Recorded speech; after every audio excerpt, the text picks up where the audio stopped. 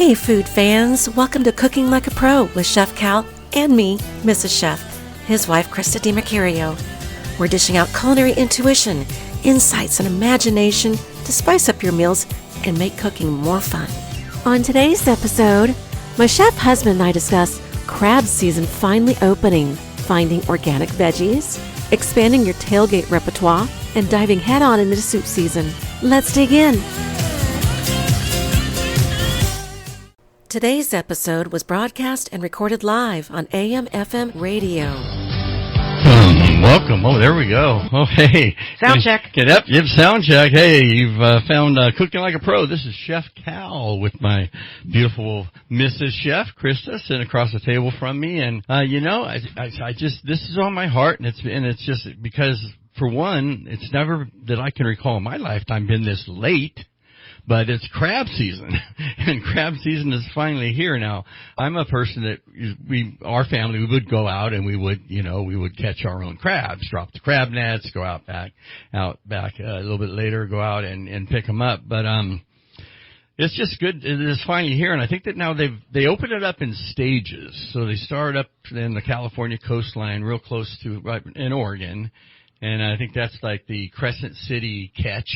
Yeah, Oregon opened first. And then they'll go down to the Eureka catch, and then down to, or section, I guess you should say. And then like kind of that Fort Bragg area will open up. Then it goes down to, Monterey. San Francisco, Monterey, and Morro Bay. Yeah. 6 different locations. I think they were opening 3 through 6. Yeah, and then coming back up to 1 and 2. Yeah, so, for commercial fishing. As far as the commercially out there fishing for it, so you can go to the store and pay too much for it. Everything is always going to be more expensive when it first comes out and when it first hits that season. So I'm not sure. I've seen some different prices on crab, but I think you generally, it drops down into the $6 or $7 area, but now we're well into the lower teens. Anyway, hey, it's back, and, remember when we're talking about shellfish, we always want to go with shellfish that comes from the coldest water. So if you don't remember anything else, remember that. Whatever you're ordering, whatever you're purchasing, rather, ask where it came from, and you want it to come from cold water. Cold water is going to produce by far the highest quality fish. Now, where do you get crab? I mean, do you get it at a normal grocery store? Do you go to a special shop? When it's in season, I mean, you can get it just about anywhere. I know that they have a specialty place here in town. It used to be called Buzz's Crab Shack, so there's that, if you know of that location. Now it's R&R. Yeah, and then there's a variety of other ones. You can get it at, the holiday markets and the Safeways and the different markets we have here. But see, I hesitate to say that simply because I just got back from Tennessee a couple of weeks back, and, I did not see a single store or gas station that I recognized the name. Okay, so you get out of California, you don't see Safeways and you don't see, Chevron stations. And I know they may be around, but I was in Knoxville, and in all of my travels, I didn't. Well, they don't have a lot of seafood middle of the country because they're not coastal. Typically your seafood is going to be more of a coastal type thing. Yeah, unless it's trucked and shipped and flown and iced. I also didn't see a sushi restaurant, but the reality is that you can get, you can get bluefin tuna next day from Japan if you want. With the way that things are distributed, and the way you can mail order things that come packed in dry ice. And another thing they'd never heard of Dungeness crab, and my son-in-law is actually a chef. He'd never heard of Dungeness crab. They'd never heard of tri-tip. That's strictly a California thing. And also abalone. So it was interesting, but then again, I got plenty of grits.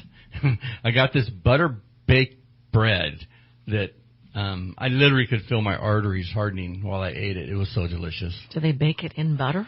Yeah, the butter goes in the pan. You whip up We'll have to put that one on the website. Put that on the website after I played with it a little bit, because he cooked it for me, and then he sent me home with the recipe. But anyway, back to crab. Do you so a lobster you cook live typically, right? Crab, is that a live cook, or is that something you buy cooked? Do you cook it yourself? How do you do it? Yeah, you buy it already cooked. and it is alive when they cook it. Lobsters, no. Lobster, if you get a lobster out of a lobster tank, a fresh lobster, you can do it that way. You want to, kill it immediately by putting a knife right towards the back of the head, behind the eyes. You don't want to suffer. I mean, you can throw a lobster in boiling water and you can hear it scream. They make this really high-pitched sound when they're in there. So I prefer to, I'm talking about lobster tails or things. But if you really want lobster cooked alive, then that's really more of an East Coast thing. Okay. They do the lobster over there on the East Coast. Their lobster is completely different than ours. Lobster, like fresh Maine lobster. And when I used to get Maine lobster, it did come alive. It was still, and this was decades ago, they pack it in seaweed. And they just keep it at a cooler temperature, and they're fine when they get here. Typically, you don't want to eat seafood. You don't want to purchase some of the mollusks.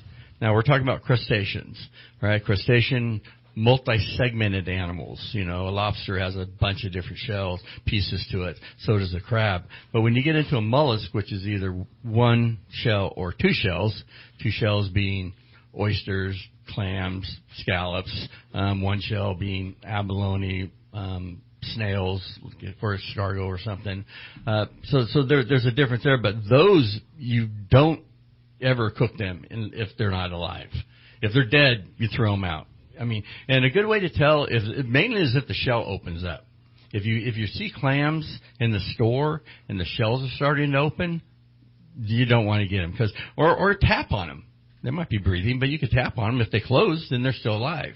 But if they're dead, you definitely don't want to do it because with those kind of shellfishes, there's a lot of bacteria that can grow in there. And I've got horror stories that I'm not going to go into, but especially if they come from warmer water, like Gulf of Mexico. Now, who cooks the crab? Is it the store that cooks it? Yeah. Does it come cooked? No, well, not the general store like, your supermarket, no.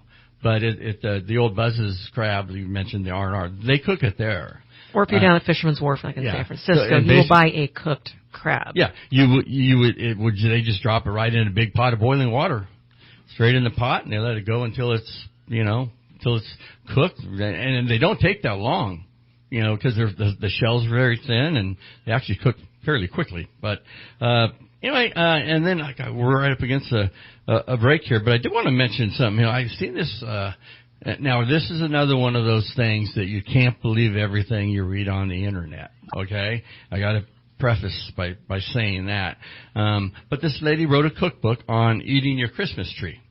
Yes. Yeah, and basically using the needles like you would use rosemary. So maybe in a marinade, or maybe I could see something like maybe use them for smoking, putting them in with your chips if you want to get that kind of a pine flavor, kind of like doing cedar plank salmon. But I don't know. I'm not sure what else you eat. Well, it's mostly, I think, used for smoking. Using the wood for smoking, cooking outside. And you can use the needles. Depends upon the tree. You have to research each and every tree. Also, you do not want to get it from like a tree lot or something because it could be sprayed. This is true. So maybe a real tree that you cut down in the woods. Yeah. So if you're going to eat your Christmas tree, folks, we recommend that it is organic. Okay? From the woods. For the Christmas tree should be organic. So we're going to take a quick break and we'll be back in just a moment. Welcome back. Hey, we had John Denver bring us back into this segment here, but we want to talk a little bit about organics, and there's a couple of things that I think that I've mentioned in the past, though. But we are what you eat, and the other kind of adage I'd use is garbage in, garbage out. So when we start to think about healthier foods as we do towards the beginning of the year, going with the organics, and you have to expect them to be a little bit more expensive because they're not being, instead of using fertilizers and pesticides, they have to come up with alternative ways of being able to make sure that the bugs aren't going to get them. One of the things is they'll put aphids in there and they'll eat them at times. But sometimes organics actually taste better. I actually experienced this a couple weeks ago. I never buy organic lettuce usually just because it's so expensive. Mm-hmm. But I was at Holiday Market and they pretty much have only organic, and they had this beautiful green leaf lettuce. It was one of the best lettuce I have had in years, because lettuce does not. I mean, honestly, vegetables do not taste the way that they tasted to me when I was a kid. They taste totally different now. Well, yeah, but I think they were probably coming out of somebody's, farm, or out of maybe the neighbor's garden. Yeah, but that's what I'm saying. It's different. Yeah. What we are getting now in your traditional grocery stores, they don't taste the same. So organic can lean you back towards that farm-raised flavor. And they're not good for you. I mean, there's a lot of stuff that's coming out that, whether it's a cucumber that's grown, on a vine does not come off the vine shiny. Okay, something's been put on that. A wax coating, some sort of a plastic, but it's been coated with something. So, that's an additive right there. And a lot of these things, especially with the soil that we have, a lot of serious health concerns, from, hormone disruptors to cancers. I mean, you really just want to buy the best, highest quality. And around here, one of the places to get really one of the highest quality places, highest quality products, is going to be at the farmers market. And you said that, they're open now already? They are not already. They're staying open. They're going year round. They used to shut down in the winter. Now they're staying open year round. All right. But you said they changed the time. So I think they open at 8:30. So 8:30 on Saturdays. That's behind the City Hall, Taj Mahal over there, right off of Cypress. Go down there and get the product, and talk to the people. I don't just go and buy something when I go there. I talk to them. Okay, how was it raised? Where did the water come from? That's something is it well water, or is it water that's coming out of the hose? You used to be able to drink water out of the hose. I don't know that I would do it anymore. Oh, well water, if you have good hose. Well water, yes. Yeah. I mean, I'm just talking about, some of the water, that comes from in a metropolitan area. It's got so much chlorine, you feel like you don't have to, brush your teeth when you're done, or fluoride, I guess. But yeah, just really look for the highest quality. And when it comes to herbs, you can adjust flavors so much with fresh herbs, and herbs you can grow year round in your house. We got rosemary, we got basil. Our Baylor tree is fine. It's like 6 feet tall, so there's enough, bay leaves to, flavor a couple swimming pools. Well, I think too, we need to pay attention to, we're supposed to be eating what's around us locally. Our bodies are supposed to, adapt to what we can eat in our season, in our location. And when we ship a lot of these foods in from other locations, they're not necessarily the best for our body because it's not from our environment. And you're going to get totally different food right now at the farmer's market, like cabbage. A lot of the, sulfuric type vegetables are what's out right now. Broccoli, cauliflower, turnips.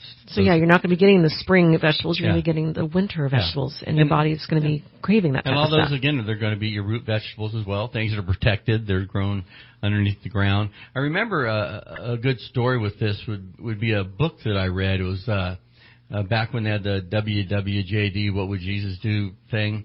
It was kind of came out big. A guy wrote a book, and it was WWJE, What Would Jesus Eat? And it was a fascinating book because it was all about eating a Mediterranean diet. If you think 2,000 years ago, you're in a Mediterranean area, what do you have? You've got fish, fresh fish, that's, grown in water that's, as pure as the wind-driven snow. You've got, animals that are grazing on natural product. You've got wheat, olive oil, wheat that you're grinding yourself. Mm-hmm. Yeah. So, and then vegetables that you grow and stuff. So that's kind of, I think, now I believe, that this is the trend. It's going to continue to go this way. Eating healthy is not a fad. People are figuring out that, we're dropping dead because of what we're putting in our body, and they're starting to come around to that. And I really see a lot of change coming up. And when you look at things like we talked about, food dyes and things that are just really aren't good for you. When you look at a package of something and there's 30, 40 ingredients, and I've said this numerous times, if I can't pronounce it or if I don't know what it is and I don't know why it's in there, I just don't buy it. But another thing, too, just because it says it's organic isn't necessarily still good for you. There's a lot of these packaged items, they'll say organic and they'll have organic ingredients in it, but there's a bunch of other ingredients mixed in that just aren't good to begin with because, there's lots of sugar and oils and fats that don't need to be there. And, and also packaging. You know, I mean, when something is wrapped in plastic, some of that plastic is affecting that product.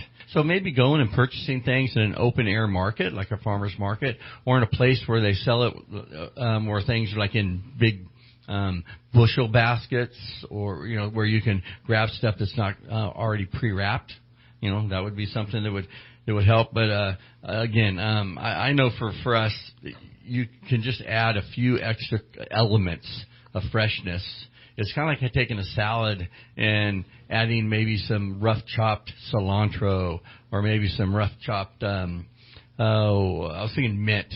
You know, something that's going to brighten it up. Something that's going to add some color. Because, you know, you mentioned lettuce earlier, and lettuce is 90% water. Take a head of iceberg lettuce coming up this summer when we're in here up in Redding, California, when it gets up to around 115, just take that head of lettuce and put it outside and see what it looks like the next day. I mean, there's nothing there, you know, a little bit of fiber, but I mean, really, it's all water. And that's really, once you understand that, that's one way to really refresh your items. And we do that a lot. I mean, you know, to explain to them what you do with the green onions. We buy one bunch of green onions, and we are good. Yeah, you just put them in a little glass of water, a little bit down there in the roots, and they'll keep pulling off. I mean, not months. You'll get 2, 3 more. What do you call them? Cycles. Of Cycles. Sort, yeah, they'll grow a couple, 3 times more, and then they will die. They'll be done. Yeah. But they will keep growing. Sometimes even if you leave them in the refrigerator, they will keep growing. If you leave them for a week, they'll be longer.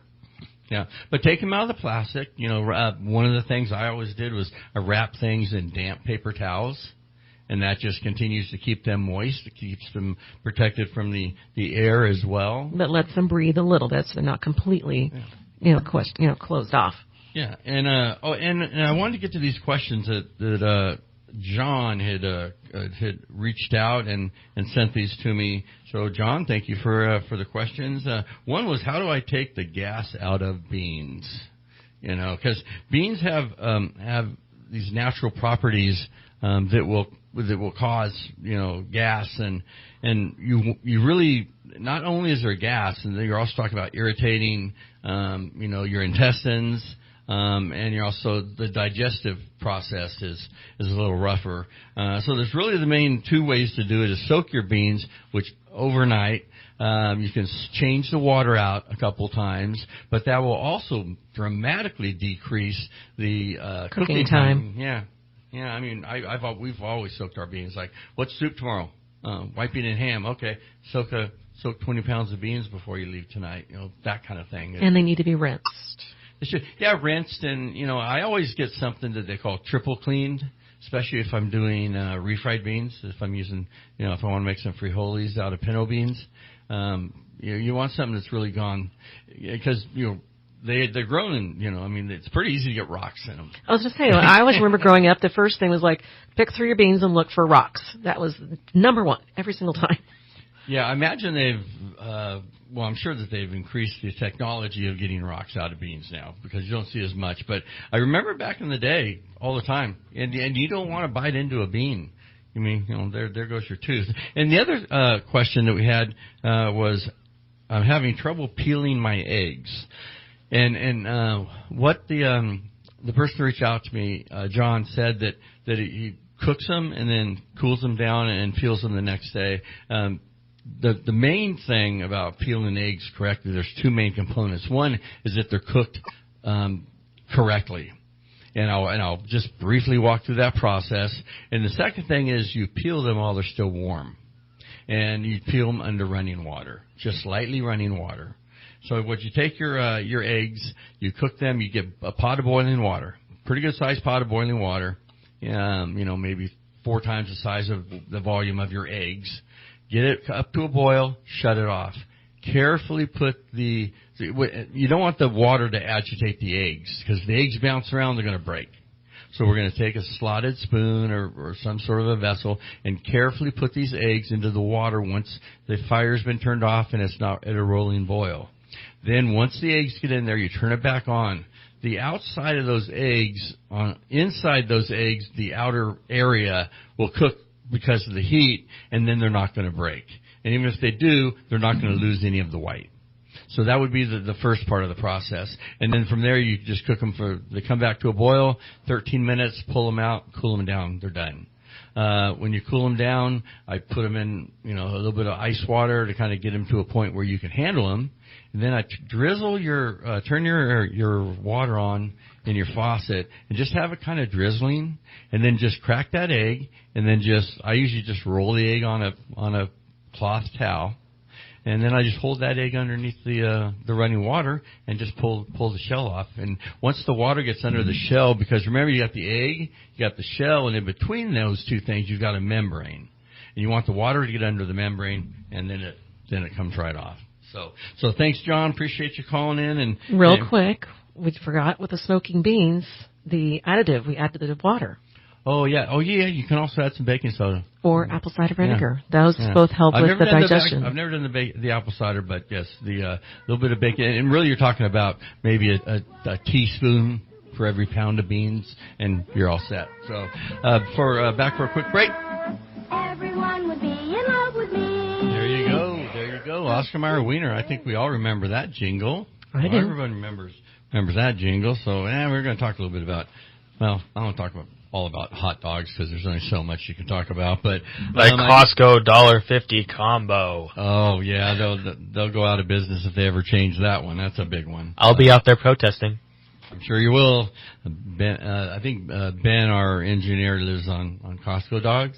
Yeah. Yes, sir. There you go. It's a sign of patriotism. Personally, I can't stand hot dogs. All right. Well, that's because maybe you know what's going in there. That's kind of like, well, when people know what goes in the sausage. But anyway, I did want to. So I was back in Tennessee in Knoxville, and my daughter gave me my first granddaughter, Juniper Roxanne Hodge. What a beautiful name. What a beautiful little girl. I was able to hold her about maybe 45 minutes or so after she was brought into the world, and it's just wonderful. And but they're really Vikings fans. Okay, they are like really Vikings fans. Did you ever find out why people in Tennessee are Minnesota Viking fans? I don't know if it's everyone in Tennessee or just them. Or just that family. Yeah, it could just be them. But I know that what they do is every week during football season, whoever they're playing, they will match their food that they're going to have for their tailgate at home. So if the Vikings are playing the Niners, what would they make? Well, the clam chowder, something that would be reminiscent of that area. And so when I was there, they were playing Seattle. And Seattle apparently is famous for a particular hot dog. So that's why we had the hot dog bump coming in. And what they do is they take and they cook the hot dogs. They bring them up to temp, grill them off, get them nice and flavorful. And then they'll take a hot dog bun, put cream cheese in it, put the hot dog bun on top of the cream cheese, and then top it with sautéed jalapenos. Did you have one? I did not because I was flying out. Oh, you were flying out the day of the game. I was flying out the morning of the game, but I did call back and talk to and his dad, and he said he'll never have a hot dog any other way. So I did buy a couple jalapenos. So I'm getting ready, folks. I'll let you know. But not canned jalapenos. They're actual fresh, fresh jalapenos, and sautéed. Really? Yes, sautéed fresh jalapenos. Jalapenos get a little bit of a bad rap because of people that really don't like things that are spicy. But one of the things you want to do with your peppers, and because you got that capsaicin in there, which is the active ingredient that makes them hot, and that's in both the shoulders and the seeds. So when you cut a pepper in half, you take the shoulders out of it, that's that white membrane, and you take the seeds out, and now all you have is just the true flavor of the fruit. The fruit of the pepper, so now you're just tasting it, whether it's a bell pepper and it's 0 heat or a jalapeno and it's maybe 4, on a scale of 1 to 10. I mean, depending, it could be 3. Because, they've gotten peppers now that are so hot, they're just painful. I watch people eat them and it's like I see no. And they're registered. No, zero value in to Scoville units. Well, there's a variety. They do 1 to 10. They do Scoville units as well. But the Scoville is a little confusing because it reminds me of like being in Italy and, buying a soda and it was, 65,000 lei. They just, when you get into Scotchville units, you go up into the millions. So it's kind of hard. 1 through 10 I can understand. Okay, when you tell me something is 0.5 million Scoville units, all I know is that I know it's going to give me blisters on my lips. So, but we talked about the hot dogs, and then we would come up with someone had mentioned bologna as well, and it's all the same thing. It just depends on how big the casing is. The casing is the outside exterior that you pipe into it. The same thing with making sausage. Making hot dogs, the same thing as making sausage, except one's pork that's ground quite a bit more, and a hot dog they pretty much grind up the ears, the lips, I don't know what, everything pretty much is in there, and so that's probably why you maybe don't care for them. I don't like the texture. I don't like the skin. Like skin? Well, you skin them, Well, again, you may have had hot dogs that have a synthetic casing, and majority of them do. Majority of things that are wrapped like that, whether it's salami, whether it's bologna, whether it's a sausage or a hot dog, that outside casing is a synthetic product that they make. What I always use when I made mine, especially if I made like a seafood sausage or something like that, is I would use, fresh intestines, because you can buy casing that's a natural casing, and it's much more tender. You don't even notice that it's there. Now, what is salami? They always had that powdery, tough outer coating on that. What do they use for that? That's the salami doing what it's supposed to do, which is growing.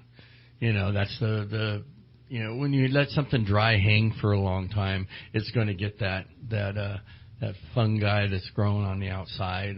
But that's so it's not flour. I always thought it was flour. I don't know. I would have no idea. I don't know exactly what they dust everything on because I never made salami other than just to dry it and eat it fairly quickly. You can get salamis that are decades old. That have been hanging for a while. But I did want to, so I wanted to touch on the thing with the tailgate food, and we have playoffs coming up. We got I'm excited about all this because I was in Tennessee and everyone's into college football, but we got college football going on now. The NFL playoffs are going on, so we got a lot of different foods that people like for. Just kind of traditional, foods you can snack, finger foods, appetizers, that you can have during a game or during halftime. And I'd love to hear from you folks. If you have any, items you can, that you really like to do, ideas you want to share, please, you can give us a call down here. Or one of the easier ways to get a hold of us is just go to, Cooking Like a Pro podcast, right? Podcast, yes. Yeah. .net. Cooking Like a Pro podcast.net. You can tell who the tech person is out of this group.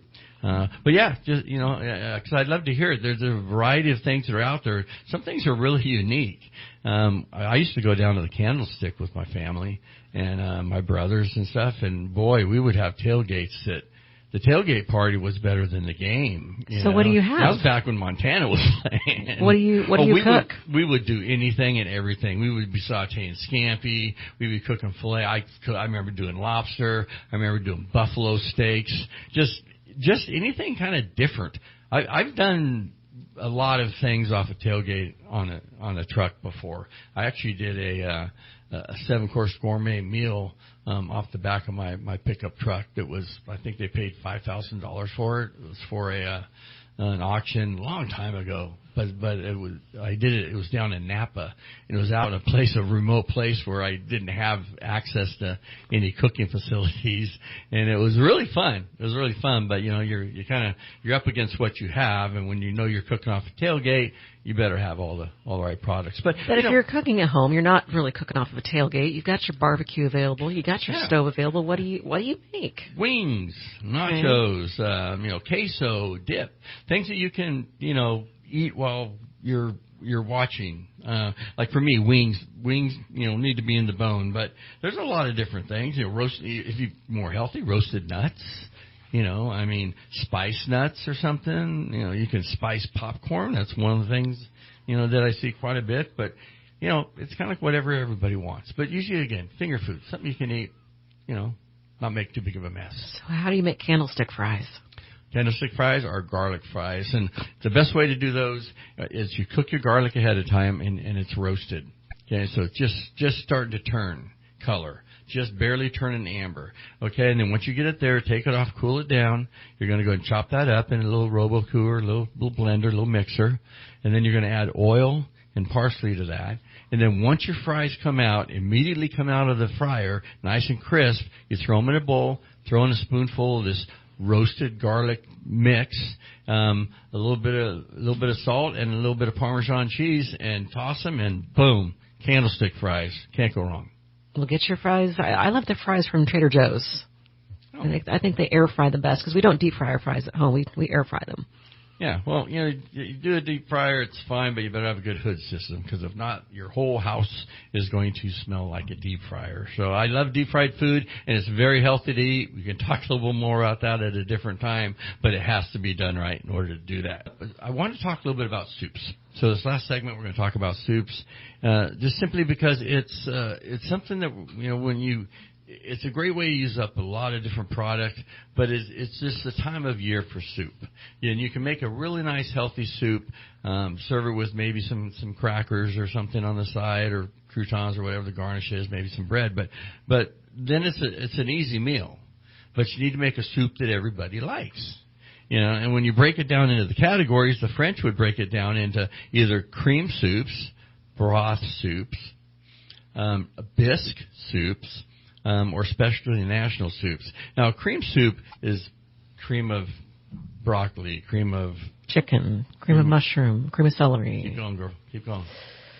Cream corn. Cream of asparagus. Yeah, cream of tomato. Cream of carrot. I used to make a cream of carrot and ginger soup. Oh, it's nice. One of the things that when you make these soups is to give them a little something. If you're going to make a cream of mushroom soup, then put one more unique item in there and just kind of break that down. Okay, what's a mushroom taste like? It gives that earthy, almost like a umami kind of a flavor. Well, that earthy flavor goes great with, when I first think of it, the first thing that pops in my head is walnuts. So what if we had some chopped walnuts in with my cream of mushroom soup? Or like the carrot soup that we put the ginger in. Or corn, maybe make a nice cream of corn soup, but put some diced green chilies in it. Just kind of think of something to make it unique, something that, everyone's going to like. But cream soups, that's kind of where that comes from, which is basically a cream sauce that's a little bit thinner, that has some sort of vegetable, usually pureed. Let's talk about a cream soup. So you would start with whatever your flavor is going to be, your vegetables. You're going to add your stock, which is usually going to be probably a chicken stock or a vegetable stock. Yeah. And then you just tighten it up with cream, right? Yeah. Well, no, you tighten it up with roux. Okay. But you do add milk to it. Okay. Now, they say it's a cream soup, but generally it's going to be milk. Cream is, first off, 4 times more expensive. And I always like to add a little bit of cream. But if I'm making, 30 or 40 gallons of soup or something at work, I'm not going to use, $100 worth of cream to do it. We would use, for the dairy, we'd use milk and maybe a little bit of cream just to kind of give it that little bit of that velvet mouthfeel on your tongue at the end. So you just want to add the roux straight to the soup, or do you want to cook the roux in with the milk and then add it to the soup? No, you want to tighten up the soup before you add the dairy to it. And then when you add the dairy, you always want to add it slowly because you don't want it to break. When it's broken, you can tell that it's separated on top. So you add it slowly while you're whisking. So you take your cream and or milk and bring it up to temperature. Warm it up, not right out of the fridge. Warm it up in another pan. Get it close. And what this is called is tempering. Kind of the same way you would temper chocolate. You want to temper your dairy before you go into this really hot boiling batch of soup. And you don't want to scald it. And no, you really don't. You can bring it up to a simmer where it starts to rise and then shut it off, but you don't want to bring it anywhere near, a hard boil. Yeah, because it's going to scald and it's going to get that skin on it, and you don't want that. It's going to separate. Yeah, it is separated in the soup.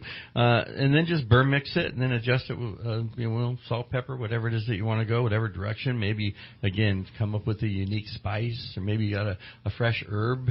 You can take a cream of tomato soup and simply add, if you make a pot of soup that's going to be 4 or 6 portions, and you just add a couple, let's say maybe a half a dozen or 8 fresh basil leaves in there, kind of just chop them up lightly and put them in there, you completely change this soup into something that's going to be, the flavor profile is going to be dramatically increased. Well, when I make the soup, when I used to make it for the school, we'd make the grilled cheese and tomatoes, one of our top sellers. I would get regular can of Campbell's tomato soup. Uh-oh. Seriously, I would just start with that. No, okay. But I wouldn't do the normal water can ratio. I would do a little bit of water, but then I would flavor it with a little bit of chicken base, give it a little flavor, and then I would add milk to it. And it was a perfect texture. Yeah. Well, that's a beautiful recipe, and those kids just love that. I remember once that I made this tomato soup, and I was so proud of it.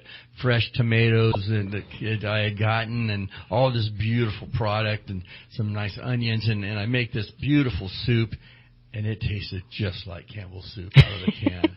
I couldn't believe it. I was crushed, And but anyway. So how would you make the carrot ginger soup that you talked about? You're going to take your poultry stock. You're going to peel your carrots, chunk them up, whenever you want to chunk them, throw them in there, let them go to their tender. Then you're going to take your stick blender. We call it a burr mixer. Burr is the French word for or immersion blender. Yeah, or immersion blender. And you stick that in there and just go until it's completely pureed.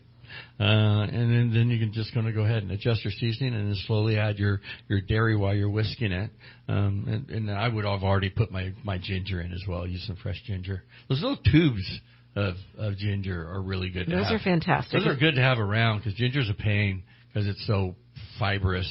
I mean, if you chop ginger, you just, peel the outside of it. And the key with ginger is you cut it with the back end of the knife. You don't use the sharp end of the knife. You cut it with the back end of the knife because it smashes it. And then you just scrape it off, and then you don't have all those fibers.